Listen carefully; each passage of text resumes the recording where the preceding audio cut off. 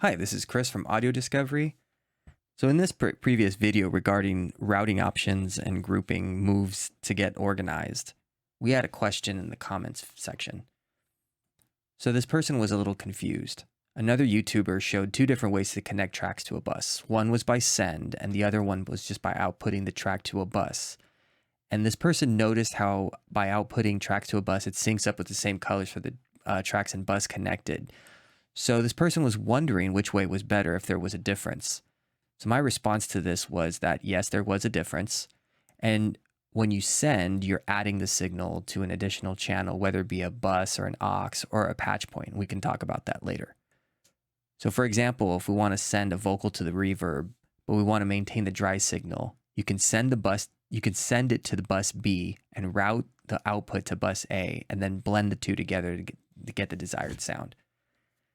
The output of a channel routed to the bus lets me route the multiple channels, so like multiple sound signals. I'm thinking of a drum kit to one channel where I can process everything together, like drums to a single bus with a compressor or a limiter on it, or all the distorted guitars will have an EQ on it. That way I don't have to set up a bunch of EQs on each channel. Okay, so I offered a video and here it is. Okay, so here we have, this is a track that you can find in the Cambridge. I'll link it in the description. If you don't know the Cambridge mixes, Mike Sr. Put together a bunch of different multi-tracks that are available on his Cambridge site.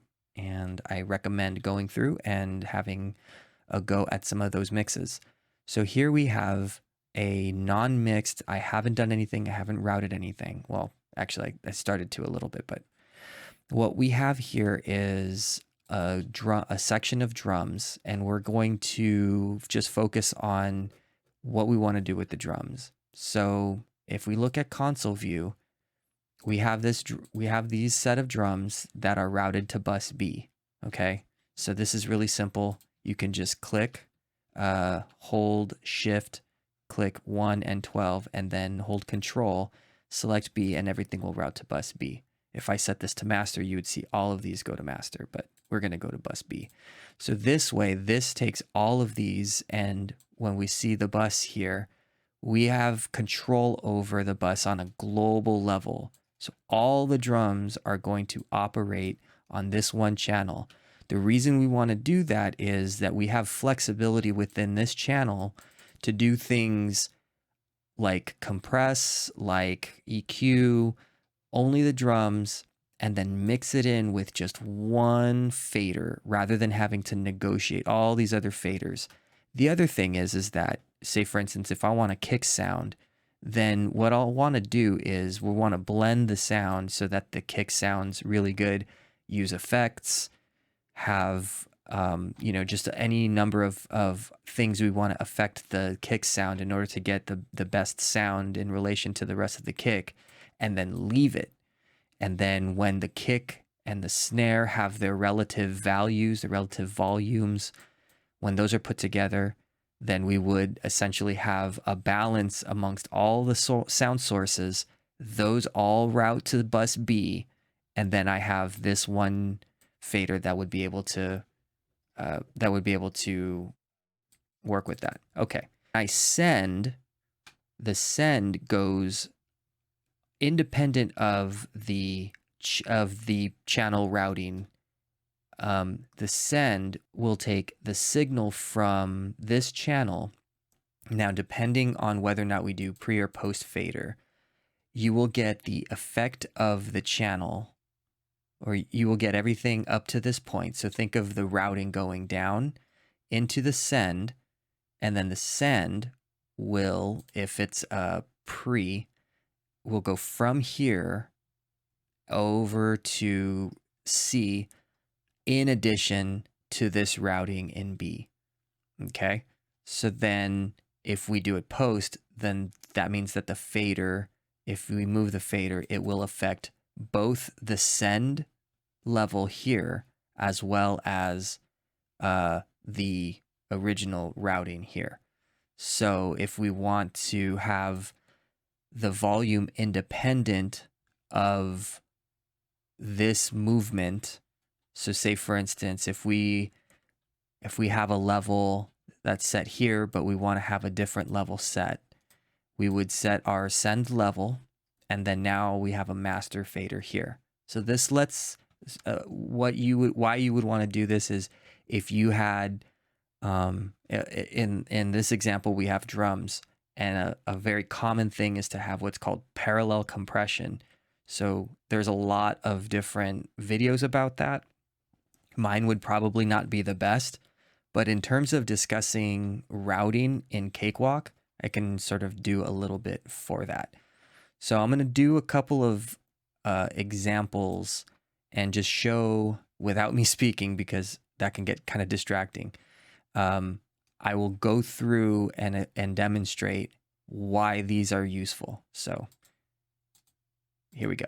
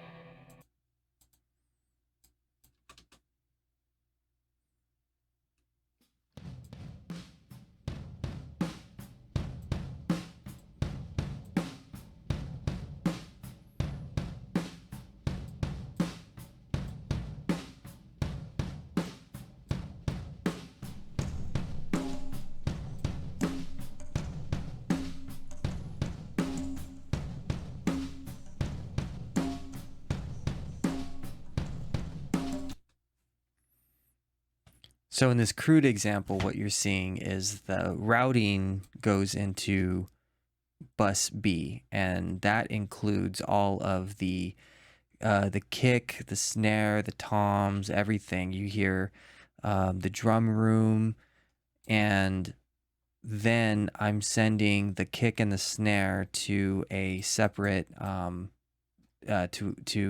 separate bus using the same. So I didn't change anything, and I just sent that to bus C. So that's the basic explanation, and I'm gonna actually go on and discuss a little bit more. So I wanted to kind of talk about a couple of send options, particularly the ones that I use, because there are times where I want for my like if I have right here the overheads are treated in stereo, but typically what I like to do is I like to take a signal that when I want to apply one signal processing unit over two sound sources, then I typically will send both to an aux. So it's kind of like a pre-bus. All right, so and if someone wants to argue that point, please do so in the comments. Okay, so anyhow, so these two, what I'm going to do is, because I want this to operate as one, what I end up doing is I'll turn off the post and I'll try to get the ratio in the send. So I'm going to actually send this and I'll tell you about. So this is actually going to go to an aux track. So this is sending to aux1. So this is also going to send to aux1. So now instead of these being sent to bus C, it's going to be sent to this aux. And the difference between that is basically this is just a sort of a holding point within, because I really don't see very much difference. It's kind of just an organizational thing. I don't see much difference between having this on this side versus having it in the bus side, right? So this is sort of like I call it kind of like a pre-bus. So these go into this aux, and then the aux, because this has the ratio, I'm gonna actually, okay, this has to go to B because we're only listening to the B channel. All right, so now you're gonna get we're only getting the snare here. So let's pull these down, and we're only gonna get this accumulation from the sends, and we're not getting this routing. You can even change the routing to where it doesn't route anywhere. That way, you're only going from the send, and you're not getting anything from the from this channel fader.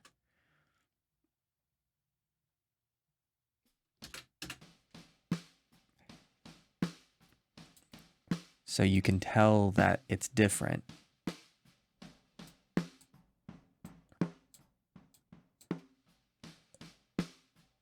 So instead of having, if say for instance, we wanted to put a compressor on just the snare sound without compressing the kick, because we have those sends going to this parallel channel. So if I want to pre-process that, I would send it to an aux, and then I'm able to put on processing. You either put processing there, or let's do an effects chain. You can use the Sonnetus Compressor. So this way I can do all of my processing. The reason you would essentially put these two together is so that you could have this effects chain working off of everything that you send to this one aux. It's like a pre-bus, and then that gets sent. So if this gets sent to, actually, let's do that would go to B. So since I'm affecting it here, then that's gonna affect everything that it gets sent to. So when I send it to this bus that we're squashing the kick and the snare together, then you're gonna hear it's super squashed. So you may not want to squash it that much, or maybe you do. I mean, the whole point of parallel processing is to demolish the sound, to reinforce the original signal with some of the elements of the background without destroying that original signal. It kind of saves the good stuff and brings up more of the other good stuff. But you need the original transients to get out of the way in the parallel signal so that it's not phasing and you don't get that weird sound with blending the two. Okay, so typically if I were to do this, let me actually let's remove that, and I would typically use that Sonnetus compressor, because this thing it's like basically a limiter. You can limit the crap out of it, and you can sort of vary your knee with a zero attack. Let's listen to that.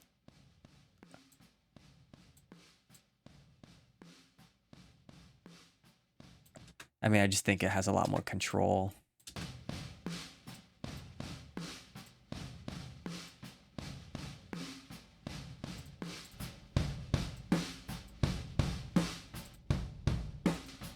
It just sounds so much better. Okay, So here we have the two, so we have these two buses that are running the regular drums sound, the dry drum sound, and then a sort of wet affected drum sound. So we have bus C going here, you have this going into bus C.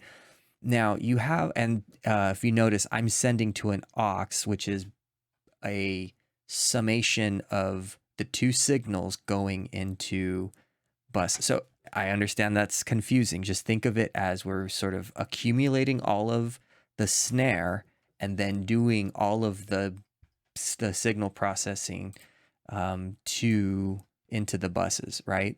So we have a sort of pre-mix, and then we have the snare going in with the rest of the drums to the dry and then to the wet for the drums. Let's complicate it further.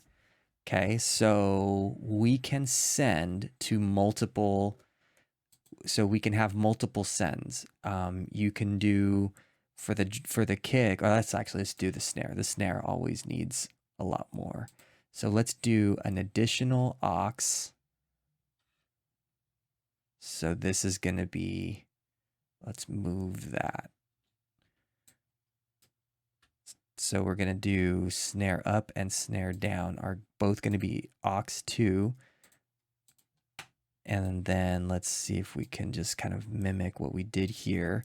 And then when we listen to aux 2, that's going to go into C, actually. Okay.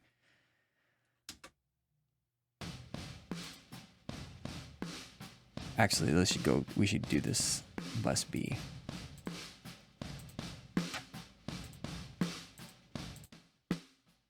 Okay. So now the snare is going to have some reverb.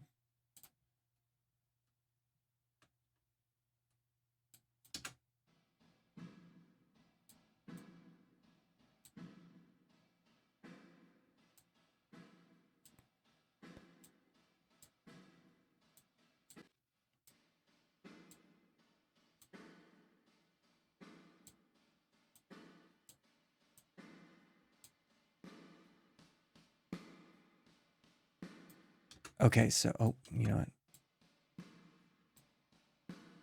Okay, so this way we can affect when we listen to the snare.